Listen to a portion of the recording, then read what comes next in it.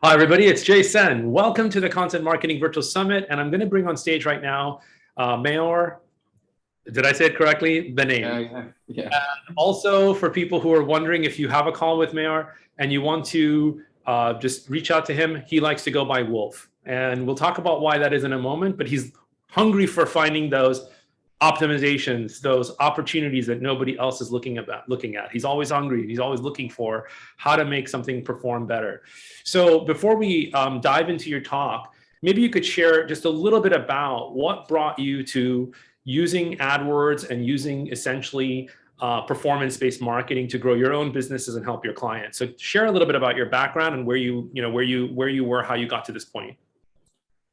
Well, initially I was working for an agency that started, running just like clients in Israel. They weren't that big, and Facebook was evolving extremely fast. So half of the campaigns were mainly focused on branding, and half of the campaigns were, more focused on performance marketing, getting leads, getting sales, and stuff like that. And I mean, my main focus at that point was how to get as rich as possible, as fast as possible, so I would not have to worry about certain things like my own financial situation and my family's financial situation. And that's why I was looking for a field, an industry where there is a lot of cash flow. So we know that in the automotive industry, we have a lot of cash flow. In the real estate industry, you have a lot of cash, switching hands and stuff like that. And I felt like advertising would be a big, industry that I could potentially manipulate a lot of the money that goes into a lot of places. So for some reason, advertising really, I took a big interest in that. And also the other the other opportunities were kind of like I had to sell to the client. Like, for example, if I had to, I don't know, design websites or maybe build websites in code, it felt like it was always, how do I recruit that client? How do I keep that client? It was more, harder for me, or just like to think of me doing that. I thought that it was completely unscalable. And the biggest thing about advertising is that it has so many branches. So you could act on your own, you could be a freelancer affiliate, and then you kind of like set your own destiny, if you will. You can do it as an agency, which gives services to clients. And the big thing is that unlike a lot of other opportunities or types of work, you actually, as an agency, have a leverage as to how you hold the client in terms of, if you owe the, I don't know, just like any other work, the guy who makes the work is kind of like dependent on the client, if he's gonna pay him, if he's satisfied or not. But with the agency model, a lot of the times results, sales, leads, and lead quality would do the talk for you. It's harder to say that the work, with designs, for example, I could love one design, you could hate it. With results and money in the bank, you can't really argue, and it's more of a consensus. And that's what I liked. I felt like, okay, this is an uncapped market. So if it's an agency, you can scale it to the moon. If you're an affiliate, you can add more offers or scale current offers. And you can always learn. So the biggest thing about advertising and digital marketing for me is that you get to learn about different types of businesses. You can, run ads for a fitness center or a gym and learn about how that business works. And you can, run a supplement business. And then after that, you have so much, experience. You can do whatever you want. If you want to go to the legal space and do a litigation type of campaign, then you can do that. If you want to go and do a solar panel campaign, then that's something that you can do. And I don't see how any other field will teach you as much as I can, What's amazing about what you shared, I think it's great because, I mean, you really, number one, I think one of the statistics that I read about your last few years, Mayor, was that you've generated over $150 million of revenue for yourself and your clients.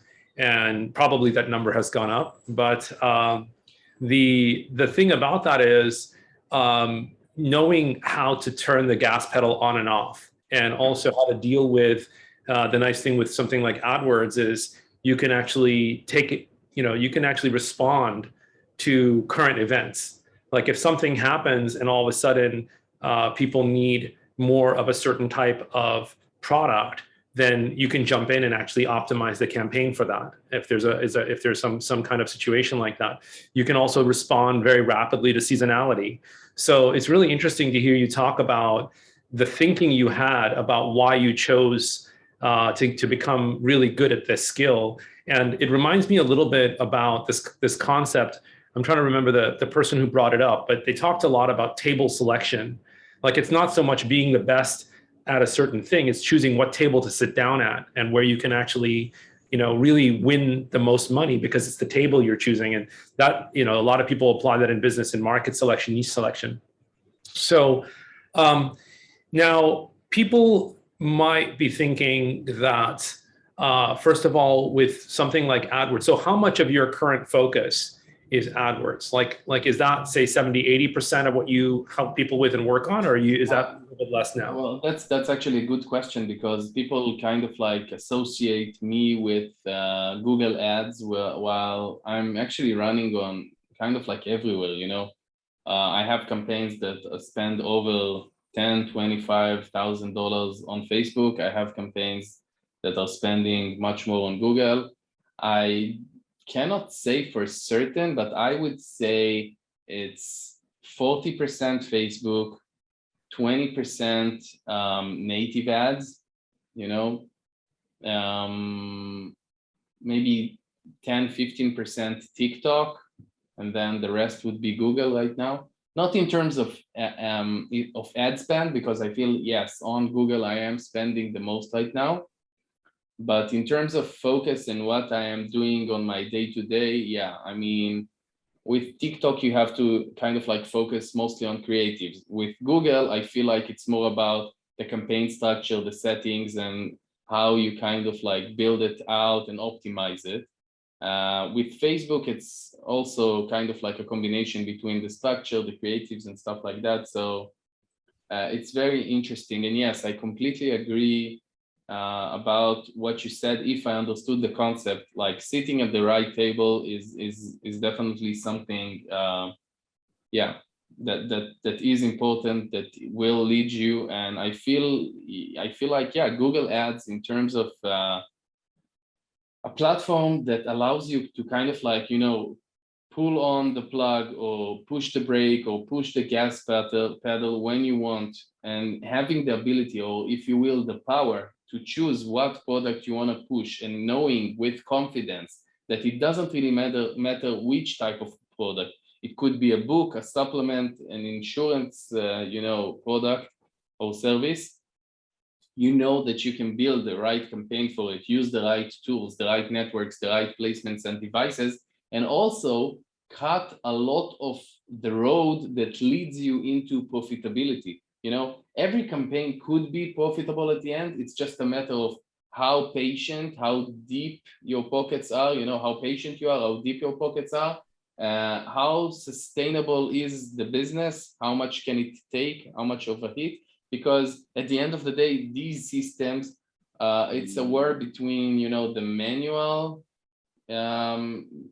actions you're doing, between the structures, the creatives, the bidding settings, the optimization that you're doing, and also their automatic algorithms. So it always needs to be fed. You always need to get like more conversions, more traffic in order to make more decisions, more optimization, and also have the algorithm learn. So it's a combination of the two.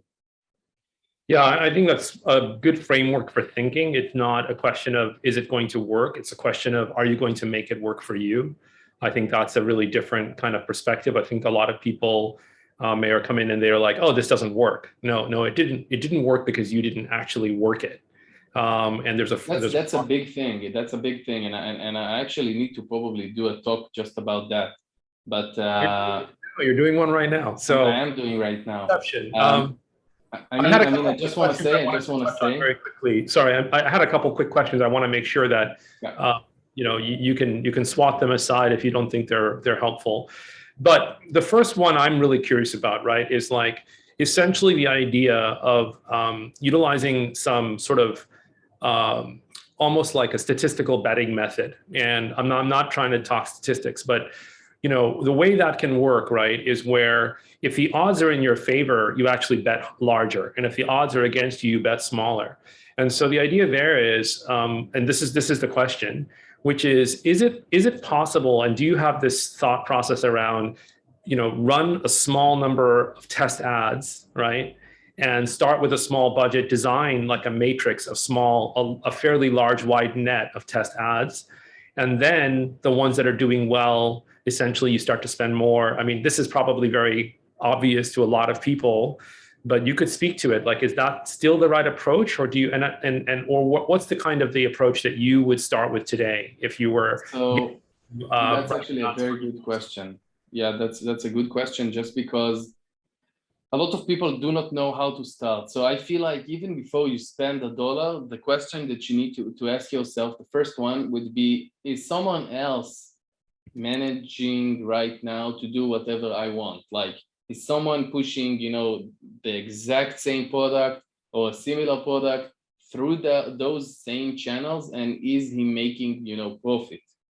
If the answer is yes, and you know that for certain, because people think that if someone runs ads, then they're making profit. It doesn't mean that they're making profit. A lot of people run ads and they're running it either through a different strategy, like an exit strategy, where they're acquiring a lot of potential clients, and then they're losing money on the front end and they're making money on the back end and stuff like that.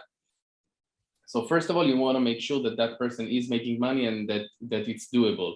The second question that you need to ask yourself is, am I just like a copycat? Am I duplicating his funnels, his creatives, and doing kind of like the same thing in order to cut or make a shortcut? Or am I completely creative, taking another approach? Maybe my approach would be celebrity endorsement and kind of like going through the influencer path. Or am I, doing another platform? He's mainly focused on Facebook. I'm gonna be mainly focused on TikTok, on Snapchat, on Pinterest, on Twitter. I don't know. So those are the first two questions. Regarding your specific question, there is no, specific answer to it. It really changes between one brand and another, one geo and another. Your product retail cost, how much it costs to the customer. The platforms that you want to run at, is your brand already known, or are you building a brand and product out of nothing? That everything in that formula kind of like changes everything.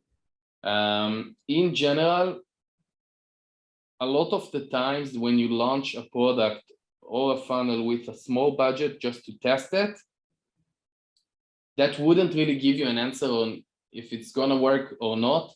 Even if it works in the beginning, I'm gonna explain myself. Like, there could be a situation where you launch the campaign, you get no conversions at all, and then you decide, okay, this product isn't working and stuff like that, when your ads aren't good, when your campaign setup isn't good, your platform of choice isn't good, maybe the time of year isn't good, maybe the funnel wasn't working. You need to test it. So you need to spend more money, make certain changes. Sometimes you don't know what the change would be. Maybe your price for consumer isn't good. You don't know. There are so many variables in that formula.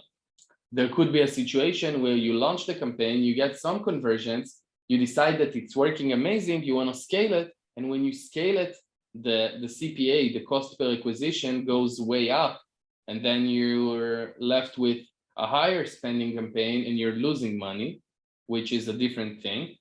And there could be a situation where you launch the campaign, it works amazing, right out of the gate, and you, again, either you can't scale it, or you are just left with a campaign that is really non-sustainable in a way where you can't expand it to other platforms, or you don't really know what to improve and stuff like that. So, I mean, at the end of the day, it really changes between one campaign and another. Of course, if you can invest less money and get an answer whether your website, funnel, price, product is working, then amazing. But what I'm trying to say is that if you launch a product and it doesn't work, it doesn't mean that you need to leave it, and just like switch to another product or something like that. My theory and what I base every decision in my entrepreneurial career is really getting obsessed. If you decide that you're going to do something, you need to act with self-integrity and make sure that you stick with it. Know when to leave, know when to divorce the product or the project. But until you make that decision, don't even go into a project if you just want to, spend $100 or $200. And just talking about the same terminology, like the betting terminology, the casino kind of like equivalent, it's almost like saying, I have friends who go to Vegas and they're telling me, you know what, I decided I'm going to spend $100, $200. That's what I'm going to lose. And that's it. I'm going to play for fun. And I feel like that's the worst thing to say when you're coming into a casino, because it's such a loser type of approach. First of all, you're saying, okay, this is my assumption, I'm going to lose. Why not say, this is what I'm going to invest in order to win? Why not say, this is what I'm gonna win, or cap myself? Why cap yourself to the barrel, to the bottom of the barrel, when you can cap yourself to the sky? You know what I mean? Why not say, this is where I'm gonna quit when I make $1,000 out of 200, and not say I'm gonna lose 200. That's the first thing. Second thing is that when you cap yourself into 200, how can you know how much you're gonna need? 100% of my campaigns and projects, whether I was an affiliate, an agency, ran ads for others, or myself, a brick and mortar actual fitness center that I have, or a supplement company, every time there was something that made me invest more time, more money, more campaigns, more platforms, more adjusting, more pivoting. So at the end of the day, whatever amount you said to yourself that you're going to invest and test, make sure that you have at least 5 to 8 times as much money and time and resources. And unless you are willing to spend those resources, don't go inside the project to begin with, because you're just gonna be left in a loop where you spend time, spend money, lose, spend time, spend money, lose. I think part of what you're sharing is that, number one, is that understanding that people make money in this type of effort. And what you said earlier, I think, was really helpful, that study your competitors, right? Because they've already lost a lot of money to reach the strategy they have now. So as much as you can get kind of thinking and reverse engineering what they're at right now, it may not be that they're doing the best that can be done, but if you look across 2 or 3 others, you can save a lot of money. And you also said, I think, to validate if you want to go into a channel or do something, that's one of the sort of shortcuts. But I want to cut over to another topic, which is, I want to talk briefly. There's a couple, I have a queue of things that are kind of piling up, but I think YouTube, you've mentioned a couple times. So what is actually effective now on YouTube? Is it short ads, longer ads? What are you seeing? Is it the combination? What kind of ads are you running right now, and which ones are performing best? Again, that's a really wide ranged question, because on some campaigns I would have a super short video, and some campaigns I would have a very long video. Okay, let me rephrase it then. Let's talk about the short video ads on YouTube, and when do they work, and where have you seen them be effective? All right, so in terms of short videos, there are 2 types of short videos that I mainly use. The first kind is bumper ads, which are specifically designed 6-second ads that are working within YouTube, and they're kind of like designed to, hook the person extremely fast, and call to action, These are extremely good for a bottom of funnel type of campaign or audience. And also if you know that you're targeting extremely a niche or very targeted narrowed audience. The second type are just like true view normal YouTube ads that are shorter. It could be 8 seconds, it could be 15, 10, and these are the variants that I like to test. When I do that, there are two types of structures that I like doing. The first one would be a campaign that's just like short videos. So I put 2 to 5 types of short videos. It could be different content or it could be different lengths. So it could be the same content, but an 8-second version, a 6-second version, and a 10-second version, and a 15-second version. And then I either let the system optimize, or at the beginning of the campaign, I just do what's called an infinite rotation, where YouTube kind of like, or the campaign Google Ads, give the equivalent amount of impressions and video views to each ad. And then it kind of like forces the algorithm on showing me exactly what is working. And I like it because at the beginning, you know, the algorithm always would prioritize one ad over the others, and then you're left with just, you know, no actually, you know, you're not actually doing any variation testing. So that's something that I like. And then I just optimize according to lots of stuff. You know, I don't know if I would suggest to everyone that you need to optimize the ads first. You know, sometimes I optimize according to placements, locations, bid adjustments in general.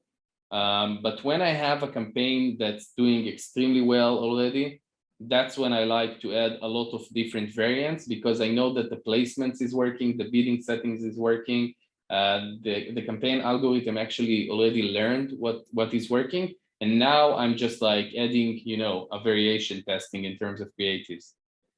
Yeah, that makes a lot of sense. And that leads to the next question, which is, where do you see AI currently as sort of doing the work, and where do you see where AI is kind of leaving you know, room for someone to come in and do the human side?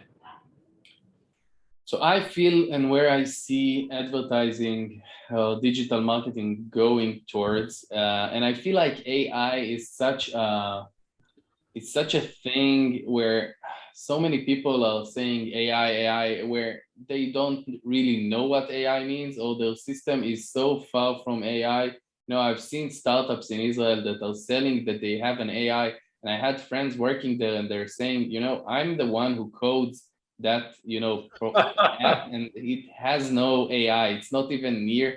We're not even close. We're not working on any AI. So AI is just a thing that people are now throwing out there. It's kind of like I think the context here is like, definitely Google uses AI, right? So what I'm specifically getting to here is Google is providing AI optimization, and my question is, like, to what extent do you think that that is taking, you know, doing most of the work, and then where do you see the human coming in? That's what I'm speaking to.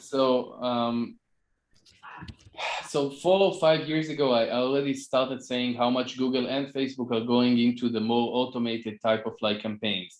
And we have campaigns that are a complete black box right now. We have the display, smart display campaigns. We have the shopping campaigns. And these are campaigns that the amount of manipulations that you can really do inside are very limited. You know, some of these campaigns, you don't even know which placements you bought in and stuff like that. At the end of the day, Google would be, this is where I think it's going. I feel like 50% of it is gonna be the option of, you know, really just launching campaigns, using the AI, using a fully automated on campaign. That would work amazing for small and small, medium businesses. And that's a very good solution for someone who doesn't want to, you know, take on an agency, wants to do things on their own. They don't have a budget. They don't have a big budget. So that would be an amazing solution. At the end of the day, I do not see, with the amount of variance that is taking place right now, how it's going to get completely automated in terms of the campaign setup. I do think that even with the attribution and the privacy stuff that's going on, I mean, it's either a problem or a blessing, depends on how you view it.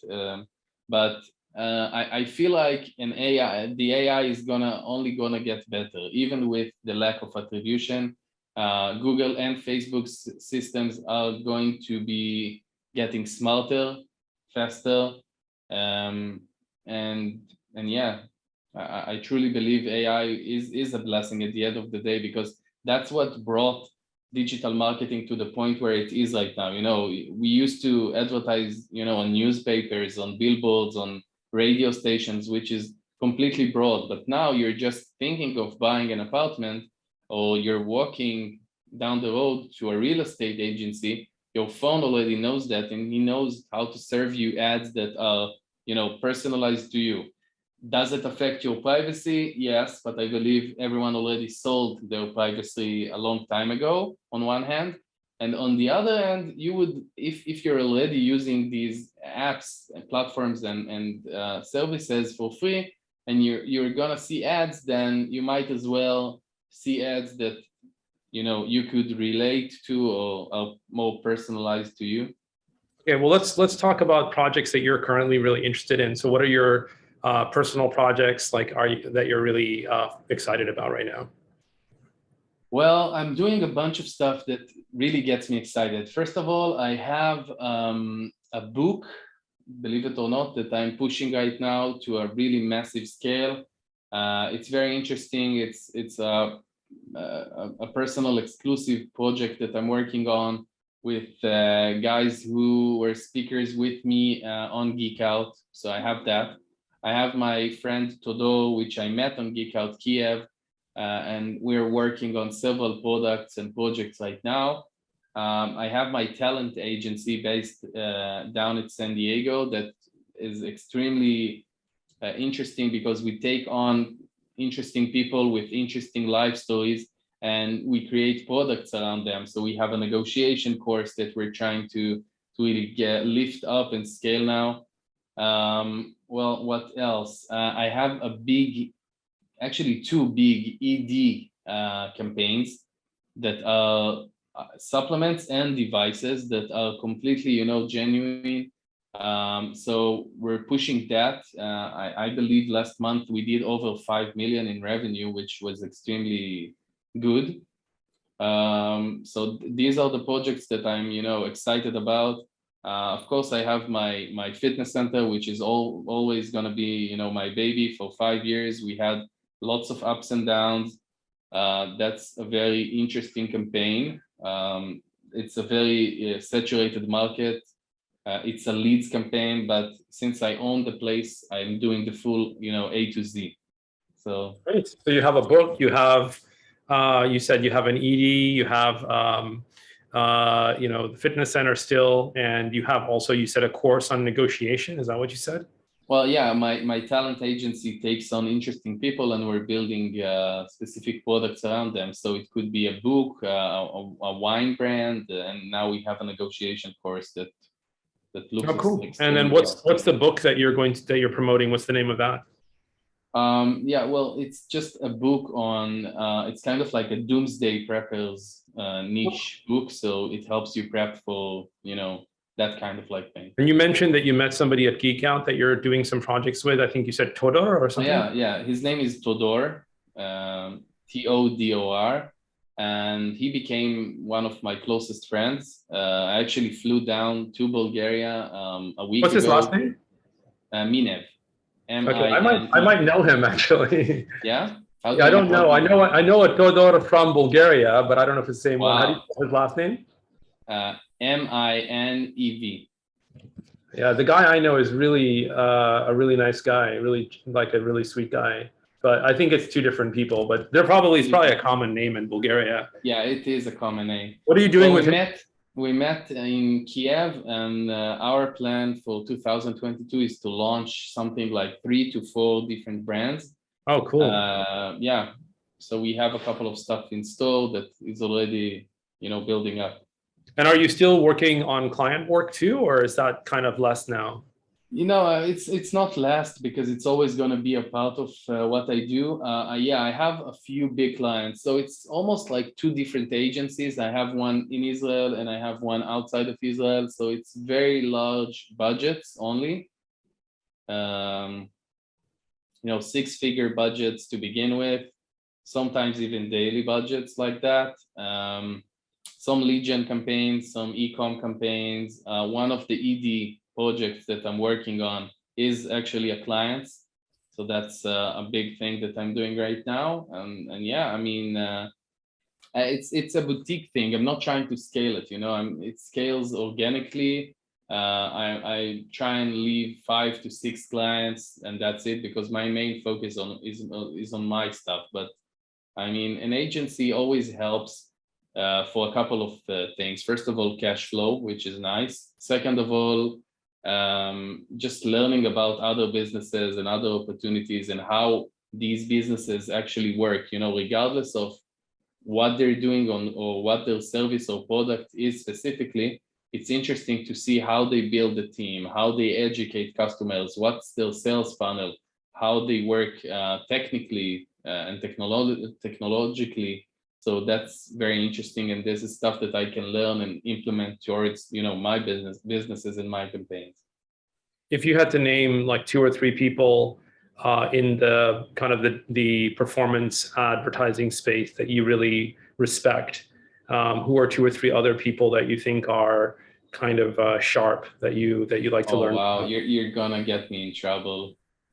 Just So name many a few people people that inside you the well, so like. many people inside the industry are my friends. So it really depends. If I want to get business advice, how to recruit money, how to invest, how to sell, how to do these things, then we have the 2 OGs, which is Jason Akatif and John Hefter from Thrasio. These are my friends that I can approach and just talk about these kinds of stuff. If I want to talk about branding, Amazon and stuff like that, then I would definitely go to Todor. If I want to talk about, you know, creative production and stuff like that, then I have Cody from VizCap. I mean, I have so many people, it really depends. I That's cool. appreciate everyone around me, because if I wouldn't appreciate them, then they wouldn't be around me. That's kind of a good place to end the interview today.